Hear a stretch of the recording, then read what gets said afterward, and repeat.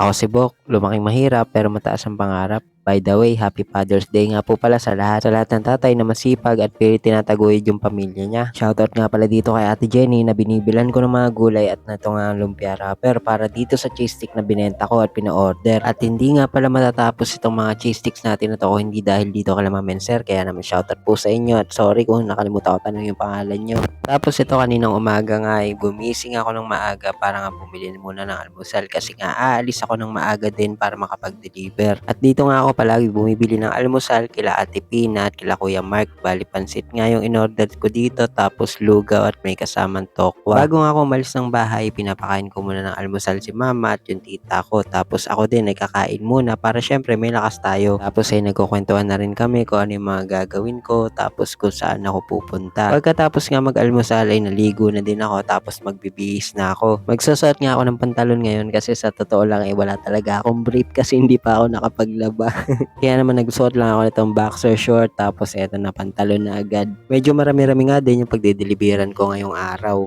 Meron dito malapit lang sa amin sa Talipapa, sa Santa Ines, sa Santa Ana, sa Matungaw. Kaya naman sobrang nagpapasalamat po ako sa lahat ng mga umorder sa akin ng cheese sticks. At ito nga pagkatapos ko magbihis ay agad ko na nga kinuha dito sa ref itong mga cheese sticks na nagawa na para ma-deliver. Ganito nga pala yung itsura ng cheese sticks natin, bali 30 pieces siya sa isang tab. At 60 pesos nga lang pala yung presyo niyan kaya naman pwede kayong umorder sa akin para maitinda ninyo. Pero sa next order nyo nga ay 65 pesos na ang ipaprice ko dahil minsan may mga reject tayong gamit kagaya ng lumpia wrapper o kaya mga cheese na hindi pantay. Kumbaga yung mga edges kasi ng stick kagaya nung sa dalawang dulo ay hindi na rin po pwede yun kung reject na nga. Medyo maalog nga lang yung camera ko dito kasi nga ay nagbabiyahe na ako at nagsuot na rin ako ng shades para naman hindi ako ganong masilaw sa daan. Napakaganda nga ng panahon at sobrang tirik yung araw. Bali dito muna nga ako sa court unang pumunta. Nakakamiss nga lang din dahil dito kami dating naglalaro ng mga bata pa kami tapos dumating na nga yung unang customer ko at ito nga binigay ko na yung cheese stick. Nalian ko nga lang pala dito itong cellphone holder para naman kahit papano ay may pang-vlog tayo. Tapos ay nagintay pa nga ako ng mga ilang minuto habang hinihintay ko yung susunod na customer ko. Inalis ko na nga din muna yung shades kasi wala naman na ako sa tirik na araw.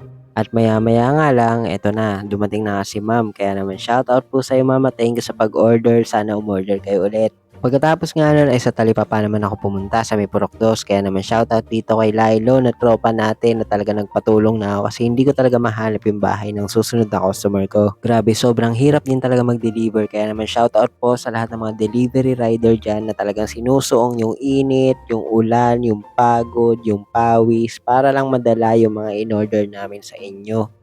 At habang ito nga nagpupunas ako ng pawis tapos patuloy na rin ako naglakbay patungo sa aking pupuntahan. Grabe talaga yung lakbay, di ba?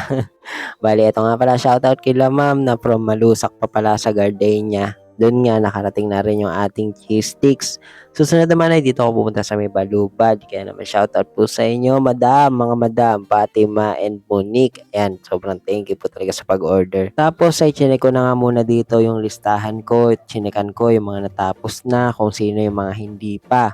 Para nang sa ganon ay mabibilang ko kung ilan pa yung natitira. Kaya naman umuwi muna ako ng bahay tapos pagdating ko nga sa amin ito nga dumating na yung bill ng kuryente kaya naman itinabi ko muna dahil uunahin ko muna yung kumain kaysa ma-stress. Nasa 1.5 kasi yung bill namin sa kuryente pero okay lang kasi ang iniisip ko na lang ay mararaos ko din to kaya naman mabilis ang kain lang.